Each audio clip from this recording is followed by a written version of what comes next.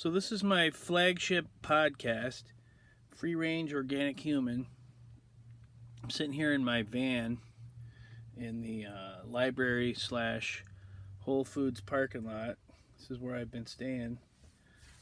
I camp out a lot of the time at the Walmart parking lot because they have an unofficial policy of letting people camp there overnight. So there's lots of retirees that pull in there at night in RVs and people in different hippie buses. There was a converted school bus that had a Volkswagen Bug welded onto the ceiling. It was covered with like rainbow colored psychedelic paint. It was kind of cool. I saw some dude with dreadlocks hanging out on top of the hood of the car. And then I go over to Planet Fitness and I use the shower. It's only $10 a month. And I was taking showers at truck stops, but it's like $12 a pop. You get a big discount if you're a trucker and you buy a bunch of diesel. But if you're not a trucker and you just come in there and use the shower, it's $12, so it's not really a good deal. So I joined Planet Fitness. Now I can use the shower. Been working out. When I first came out here to Tucson, Arizona, I was going to day labor, and they would send me out to work on construction sites, and then I would get cash at the end of the day. And I had this gig I did for a week where I was working at the airport 10 hours a day, and then I would come back and I'd get $100. So that was a pretty decent deal. Minimum wage out here in Arizona is $11 an hour, so it's a little more than other parts of the U.S. So I've traveled around the country quite a bit, and a lot of times I work day labor to get some cash. And I've noticed all these day labor places, they all look alike. They have like a lobby with white plastic chairs and a coffee machine with no coffee in it. And there's like a front desk with a cage over it. And there's some kind of grumpy woman working back there. And then all these people come in, a lot of homeless people, a lot of ex-cons, some people just trying to make some extra money, some tweakers, some people that are visibly drunk or on drugs. And you just kind of sit there, you sign your name, and then they'll call your name up and they'll send you out on a job. And it's usually construction companies that need some temporary labor. And they usually don't expect to get the best people. Usually it's simple jobs like cleaning up construction sites, like moving boxes. So I do that. And sometimes you meet interesting people with an interesting story. Like I don't really judge like some guy that's working there that may have been to jail and did his time, and now he's trying to have a second chance and work and, get his life back together. But I really don't like working with tweakers or people that are just act like they want to be criminals, even though they're not. I just get sick of hearing all these people's stories about how badass they are and all these crimes they committed and all these drugs they do, and just it's kind of can be a negative vibe. Sometimes you get in with a good group. So I worked there for a week or so, and I just kind of got sick of the vibe there. I didn't expect it to be an awesome vibe of amazing people, but it just got a little bit too much. There's people snorting meth in the lobby while we're waiting for work, so I didn't want to hang out there anymore. So I got a job at this call center that I'm going to do for a while. And so I'm trying to save money by living in my van and save money on rent and just, spend time outdoors. I'm going to be working second shift at this call center, so I'm going to have time to enjoy the desert. So I'm going to be making this podcast regularly, and I wanted to share a little bit about what my philosophy about the podcast is going to be. And the name of the podcast is Free Range Organic Human. And that's a phrase that I came up with back in the early 2000s when I was living with my ex-wife, and we purchased some land in northern Minnesota. We bought 40 acres, and we were going to raise our own food. So I had a garden, with some heirloom seeds I got from the local Indian tribe, the White Earth Indian Reservation, the Ojibwa Indians. And they gave me some corn, bean, and squash seeds, and I planted a Three Sisters garden. And I thought that was kind of cool. And I was researching animal husbandry practices such as pasture-raised pigs, and they were calling them free-range organic pigs. And I was reading a book that was talking about the difference between the pork that you get from pigs in a confinement operation and pigs you get that are raised on pasture. And the pasture-raised pigs are free to move around. They can display some more of their natural behavior. So the meat ends up being a lot different. It's like a red meat. It's really flavorful and tasty.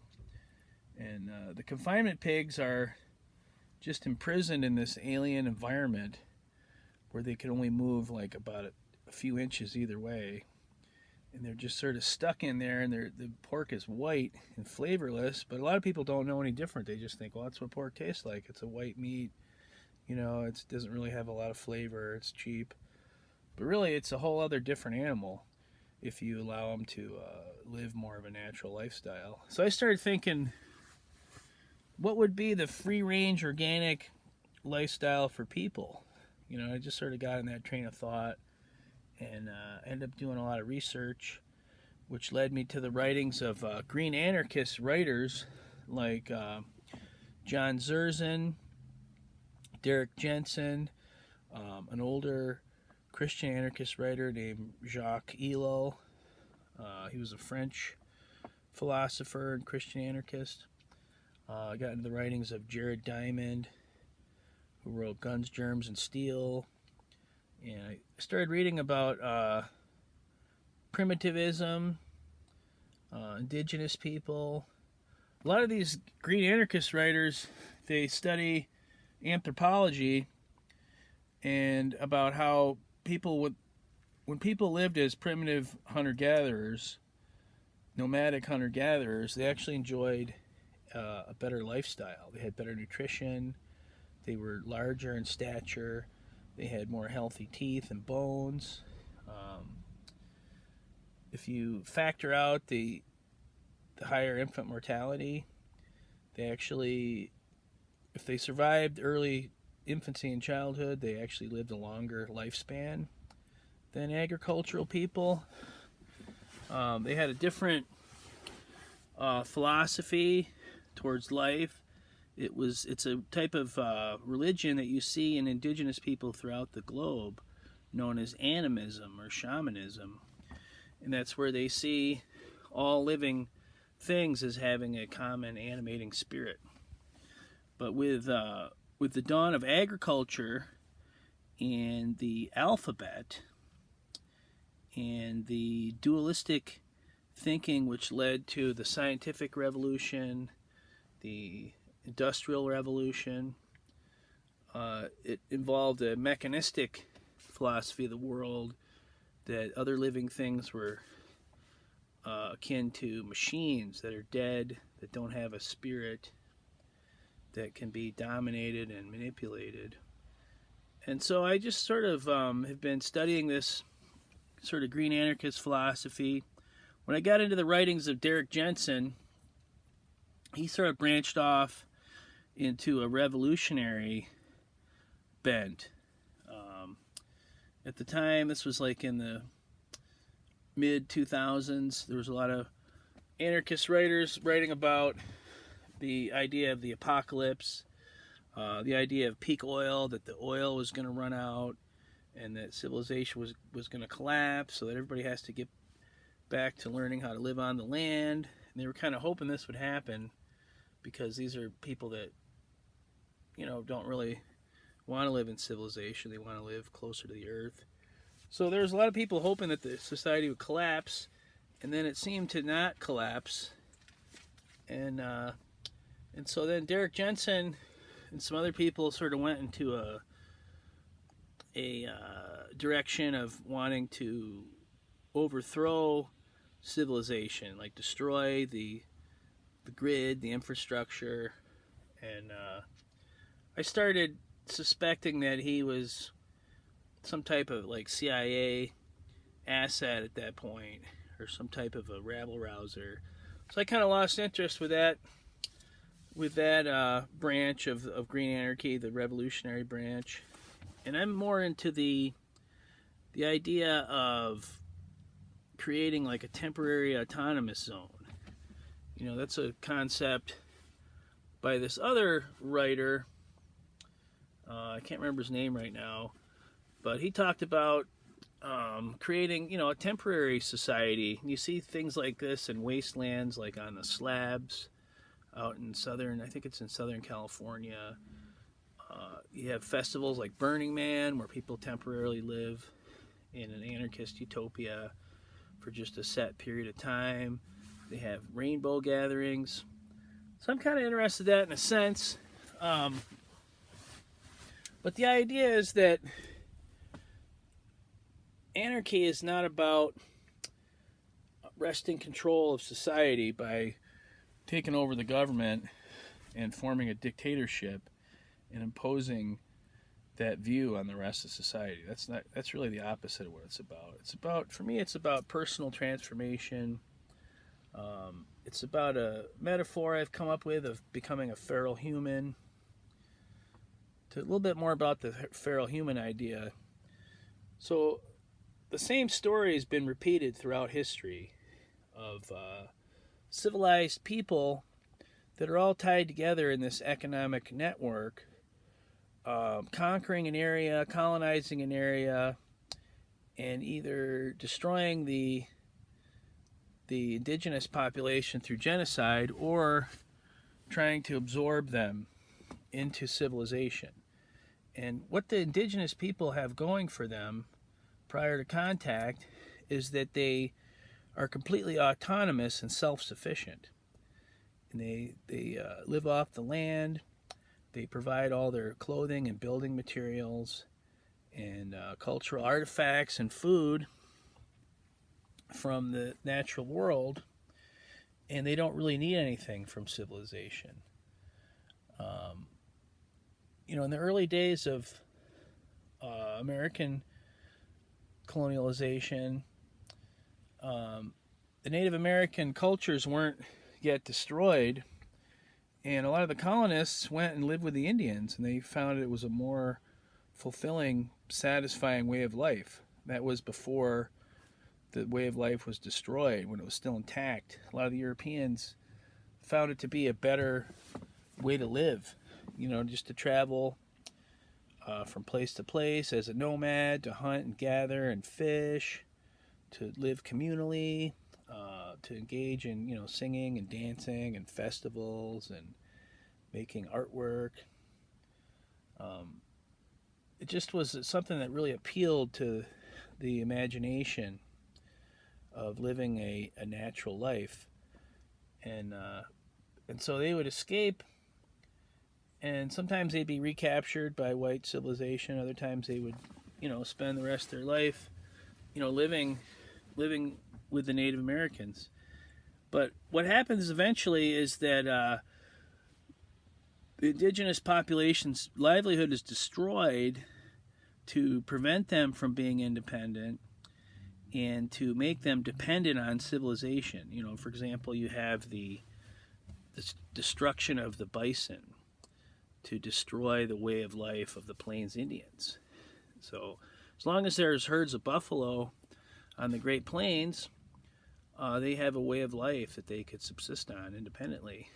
But as soon as that's destroyed, they become dependent on the Bureau of Indian Affairs, other government organizations, to make their livelihood, to survive.